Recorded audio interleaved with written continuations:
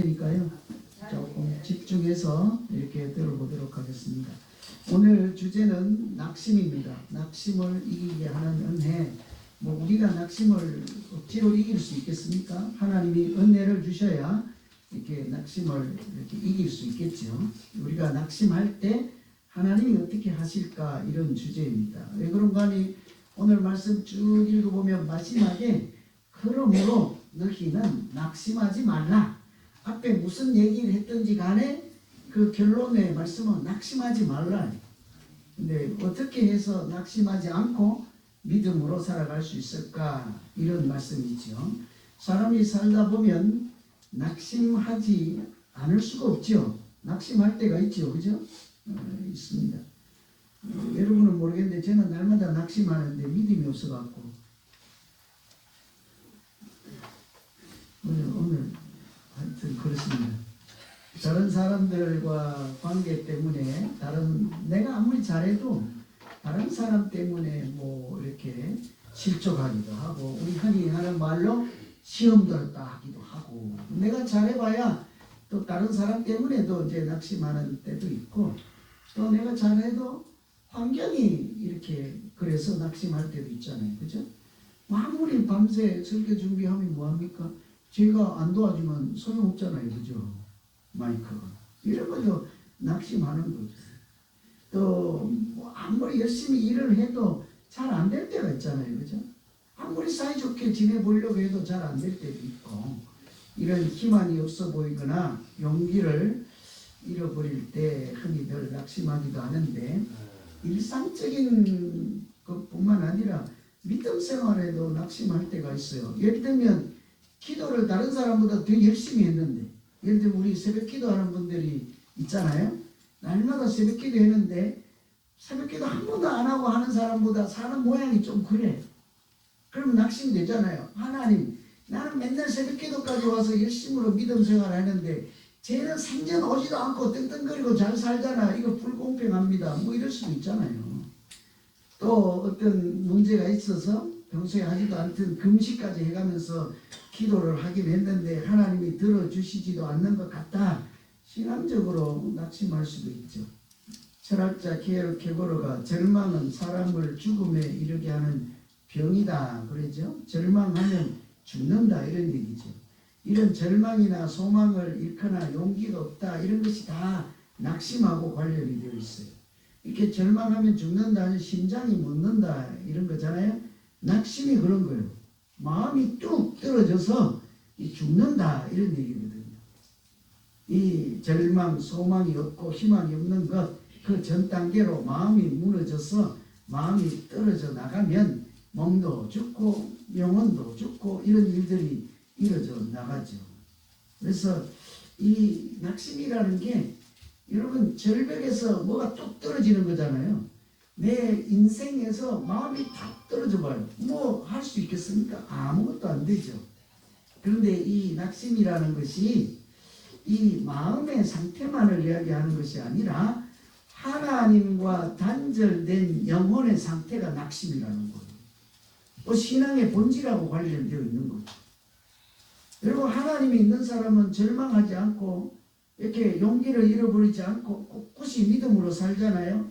낙심하는 일이 없죠. 그러니까 낙심했다 하는 것은 내가 하나님으로부터 떨어져 나온 상태라 내 마음도 죽어간다. 이게 낙심이라 할 수 있는 거예요. 그래서 오늘 사도 바울이 에베소 성도들에게 감옥에서 보내는 편지잖아요. 자기가 감옥에 있으면 사도 바울이 낙심을 하고 절망해야 되는데 오히려 밖에 있는 사람들에게 너희는 낙심하지 말라 이런다고. 그럴 법도 하죠. 왜냐하면 자기 지도자가 붙잡혀 갔으니까. 나도 열심히 믿음 생활 해봐야 소용이 없겠구나. 결국은 저렇게 되는구나. 내가 예전에는 아데미 우상을 믿다가 저 사람 때문에 교회를 따라오고 예수를 믿었는데 별거 없네, 이렇게 된단 말이죠. 지도자가 갇혔으니까. 나도 옛날에 우상 섬기는 그 시절로 돌아가야지. 이게 낙심한 상태예요. 마음이 하나님으로부터 떨어져 나갔으니까. 그래서 그러므로 너희는 낙심하지 말라. 이것은 이 그들을 격려하지는 말씀이기도 하죠. 낙심하지 말고 용기를 내라 이런 소리도 되지만 이것은 여전히 하나님을 잘 믿으라 하는 영적인 경고이기도 한 거죠. 믿는 자가 낙심하는 것은 이렇게 하나님으로부터 떨어져 있는 상태이기 때문인 거예요. 내가 감옥에 있더라도 너희는 마음이 무너지지 말고 특히나 하나님으로부터 떨어져 나가지 말라 이런 얘기잖아요. 그래서 오늘 이 말씀을 통해서 우리가 마음이 무너지고 또 일이 잘 안 되고 믿음이 연약할 때 하나님께서 어떻게 도우시고 역사하시는지를 생각하시면서 같이 기도하면 되겠습니다.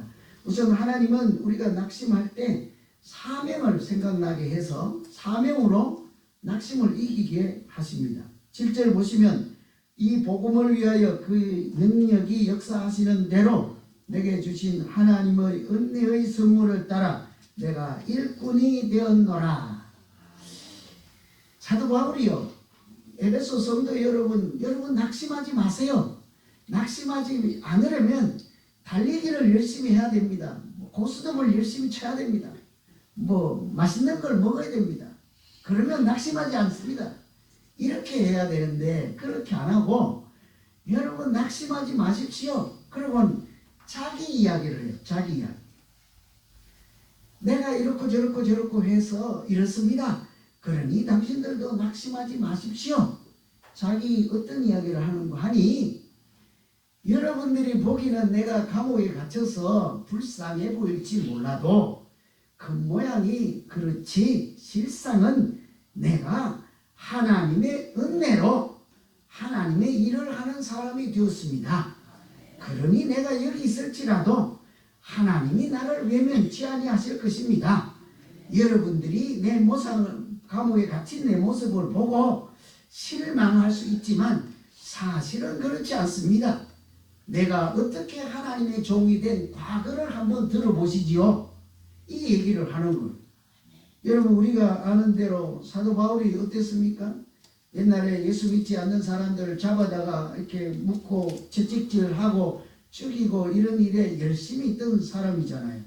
그런 자기를 불쌍히 여겨서 하나님이 그를 이렇게 눈을 밝혀주시고 귀를 열어주시고 하늘에서 왜 네가 예수를 핍박하느냐 하는 소리까지 들려주시면서 영적인 눈도 뜨게 해, 귀도 열어줘, 새 사람 되게 해, 완전히 다른 사람 되게 하시지 않았습니까?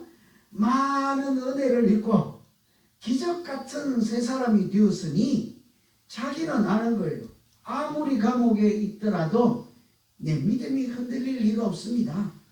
나는 내 자신을 하나님이 어떻게 만들었는지를 알므로 걱정할 것 없고 사실은 예수 믿는 여러분도 마찬가지입니다. 우리가 교회 다니는 것은 그냥 쉽게 그냥 저 교회 다녀야지 내가 교회에 나와야지 내 맘대로 그렇게 된 줄로 알지만 실상은 그렇지 않죠. 우리의 믿음을 하나님이 우리에게 복음을 전해서 예수 믿도록 하기 위해서 얼마나 많은 사람들이 피를 흘리고 또 나아가서 예수 그리스도께서 십자가에 달려 보혈의 피를 흘려주심으로 이게 보배 같은 믿음을 우리에게 주시지 않았습니까? 그래서 이런 것들을 생각하면 눈에 보이는 것처럼 감옥에 갇혔다 해서 절망하고 낙심할 일이 없다. 하나님으로부터 떨어져 나갈 생각하지 말라 이런 거죠. 히브리서에 보면 낙심하지 않기 위하여 죄인들을 이같이 자기에게 거역한 일을 참으신 자를 생각하라. 죄인들이 한 일을 참으신 분 누굽니까?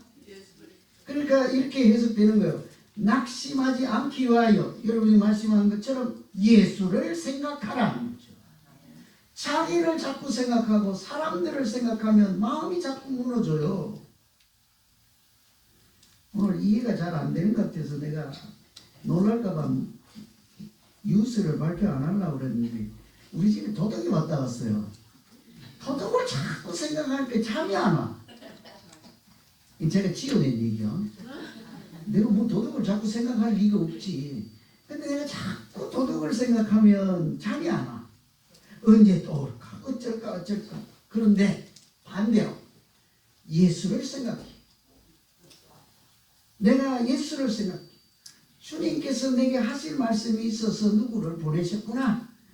주님이 이런 시대가 이름을 나도 좀 알라고 보내셨구나.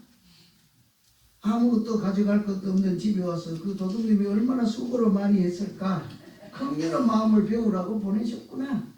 다르다고요. 나 자신을 자꾸 생각하면 낙심하지 않기 위해서 거역한 일을 참으신 예수를 생각하라. 자기 생각하면요 낙심할 일밖에 없지요. 여러분 민수기에 보면 약속의 땅에 갈 때 코앞에서 정탐꾼 12명을 보내잖아요.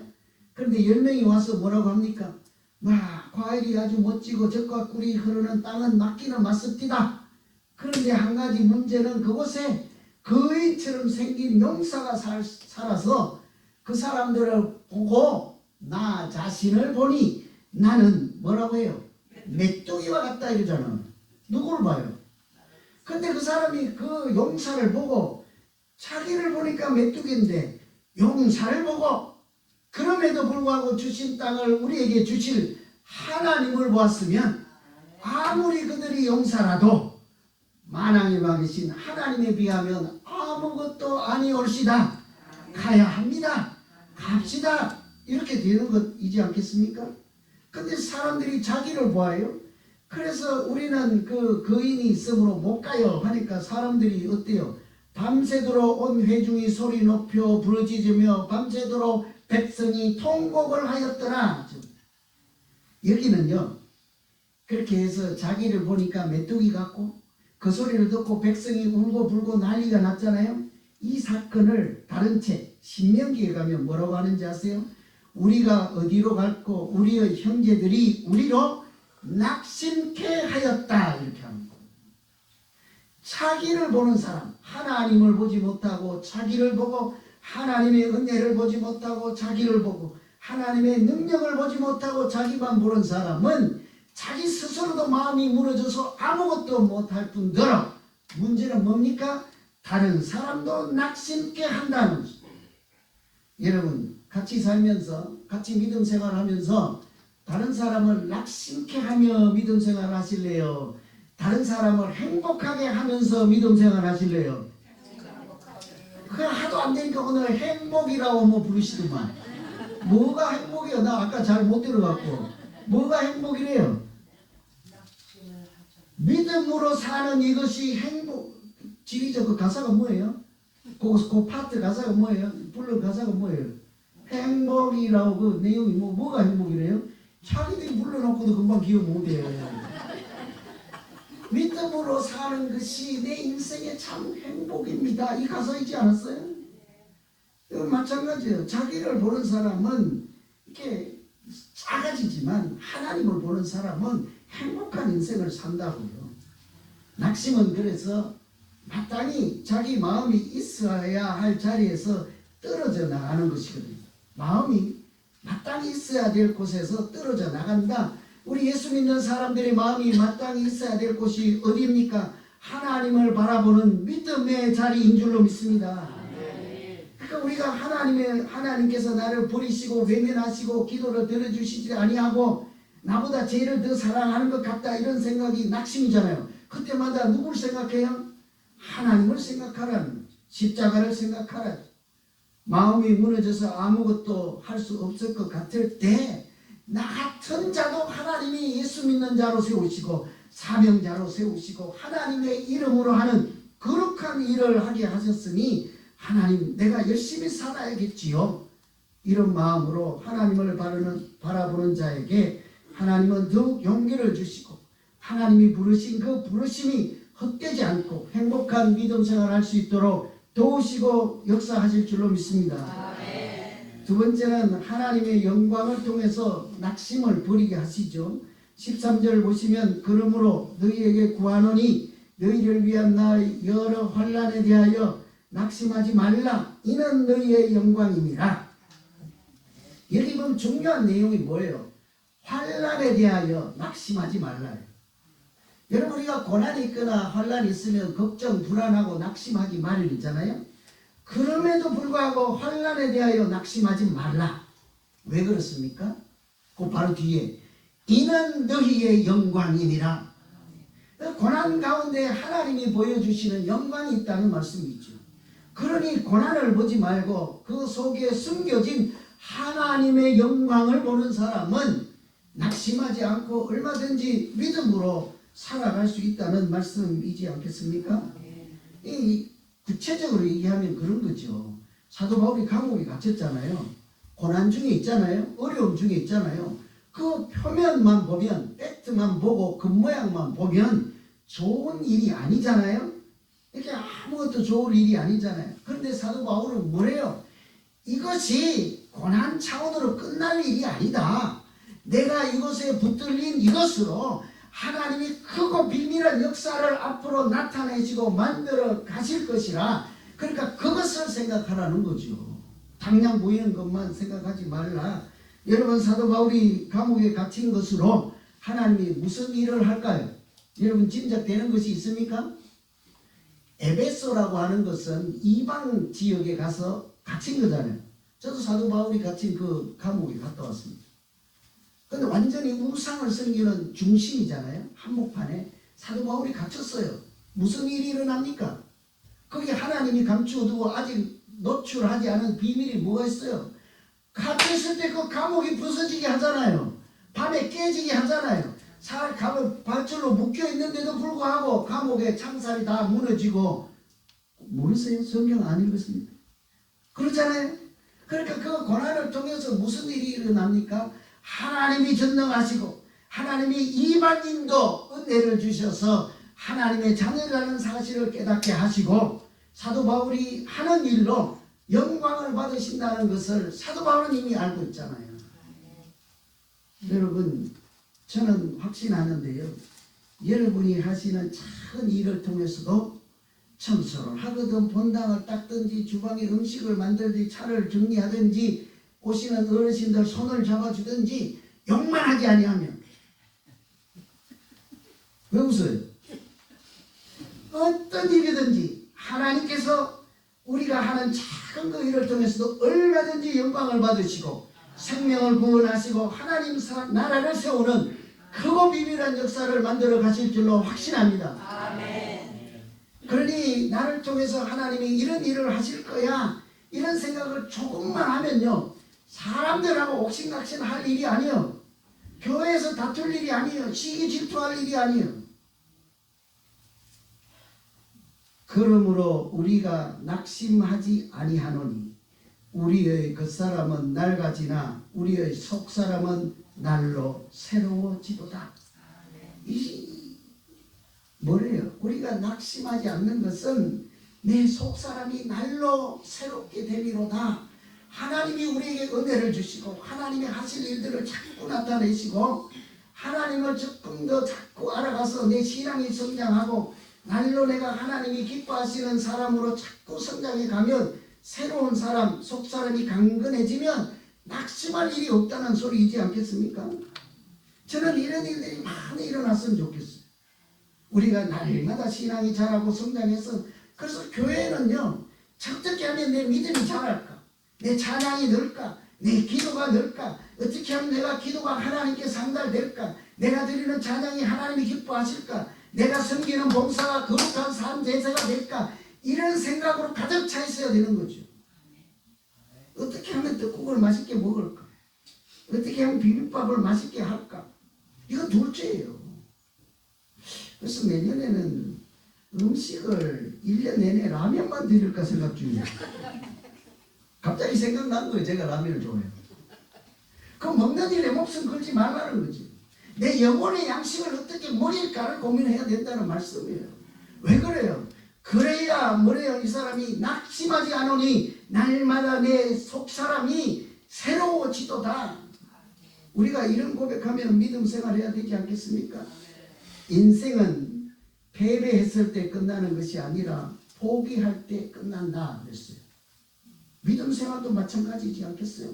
믿음 생활도 이렇게 실패했다고 끝나는 것이 아니라 포기할 때 끝난다. 종교개혁을 했던 루터의 한 가지 일화 말씀드리고 마칠게요. 종교개혁 루터 다 아시죠? 그죠? 칼빈, 루터 이런 사람들. 이 사람이 이제 종교 개혁을 한다는 것은 사실은 목숨 걸고 하는 거예요. 몇천 년 이렇게 내려오던 전통과 믿음과 관습과 법률과 계명과 이 모든 것을 있는데 이것이 잘못됐다 하고 마치 계란에 바위 치는 게 아니고 뭐예요? 여러분도 또 계란에 바위 치려고 그러죠.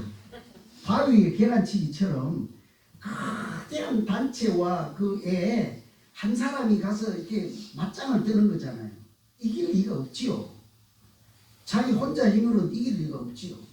종교개혁을 이렇게 하다가 이제 최후의 변론, 재판, 마지막 재판을 하는 최종 재판에 나가는 날이었습니다.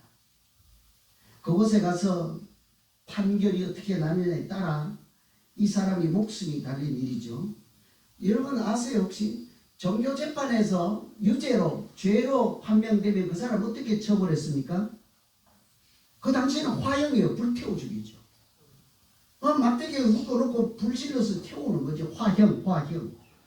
오늘 이 사람이 그 재판정에 가서 화형을 당할지 아니면 방면되고 풀려날지 생사가 결정되는 날이에요. 그러니까 본인이 그냥 편안하게 갈 수 있겠습니까? 낙심하고 두렵고 떨리고 들들 떨고 있지 않겠어요? 옆에서 그걸 지켜보고 있던 아내가 방에 들어가서 상복을 입고 나와서 곡을 하기 시작했습니다. 뭔 말인지 아세요? 상복이 뭔지 아세요? 옛날에 왜 죽으면 하얀 옷 입고 요즘은 검은 옷 입고 상복 하잖아요? 가서 곡을 하기 시작했어요. 통곡을 합니다. 그때 루터가 이제 자기도 안 그래도 심란한데 이 부인이 울고 있으니까 소리를 댔다 지르는 거죠. 왜 이렇게 지금 이 막중한 순간에 우느냐고. 그러니까 이 부인이 하는 말이 하나님께서 돌아가셔서 울잖아요. 그런 거예요. 하나님이 돌아가셨어요. 그러니까 이제 루터는 더 열불이 난 거죠. 우리가 생각해봐요. 하나님이 돌아가실 리가 있습니까? 그러니까 말도 안 되는 소리를 하니까 루터가 또 역정을 내는 거죠.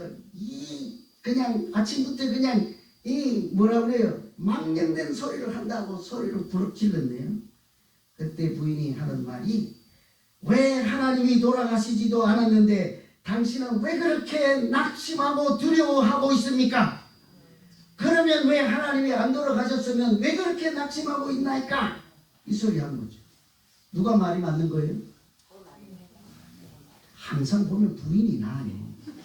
항상 대개는 그래요. 99%. 이 부인의 말이 루터가 한 방 먹은 거예요. 그래서 그 순간 정신을 차리고 하는 말이 그 재판정이 공회죠. 그 공회 지붕에 있는 모든 기왓장이 사탄일지라도 악마일지라도 나는 여호와를 인하여 나가리다. 그래서 가서 종교 재판을 가는 거예요. 그래서 종교 개혁을 이렇게 완성해야 되지 않습니까? 여러분 하나님은 돌아가신 분이 아니잖아요. 우리를 은혜로 불러주시고 죄인인데도 불러주시고 그것도 그냥 불러만 주신 것이 아니라 십자가의 보혈로 우리는 용서받게 하시고 죄사함 받게 하시고 독생자를 십자가에 내어주신 사랑 때문이지 않습니까? 우리가 무슨 능력이 있습니까? 대단한 존재입니까? 우리 같은 사람도 불러서 무슨 일을 크고 비밀한 그 하나님의 경륜을 나타내고 생명을 살리는 일을 맡겨주셨으니 나에게 주신 일이 얼마나 고귀하고 소중한 일인지를 한 번만이라도 생각하면 누가 시비를 걸거나 말거나 간에 내가 지금 무슨 일을 하는 중입니까? 막중한 일을 하고 있는 중이옵시다. 독립투사들이 일본하고 항일전쟁할 때 자금을 배달하고 이렇게 나라를 위해서 이렇게 하는데 이렇게 중학집에 가다 누구 만나서 시비 걸면 그 사람 보고 막 죽어라 살아라 싸움질 하겠어요? 속으로 뭐라고 하겠어요? 내가 지금 나라를 위해서 목숨 걸고 일하는 중이지 않느냐? 저 사소한 일에 내가 시비 걸어서 되겠는가? 하나님이 나를 생명을 살리는 일, 은혜를 위해서 이렇게 불러주셨으니 나를 통해서도 저런 일을 하시겠다는데 크고 비밀한 일을 하시겠다는데 내가 이렇게 경거망동해서 되겠는가? 하나님은 우리 모두가 하는 일을 통해서도 영광을 받으시고 우리처럼 이렇게 연약하고 못쓸지라도 귀한 보배 같은 믿음을 주셔서 하나님 나라를 이곳에도 세우시고 여러분 가정에도 세우시고 땅끝까지 복음을 정하여 하나님의 뜻이 이루어지게 하는 우리 모두의 믿음 생활이 되기를 다시 한번 간절히 기원합니다. 기도하겠습니다.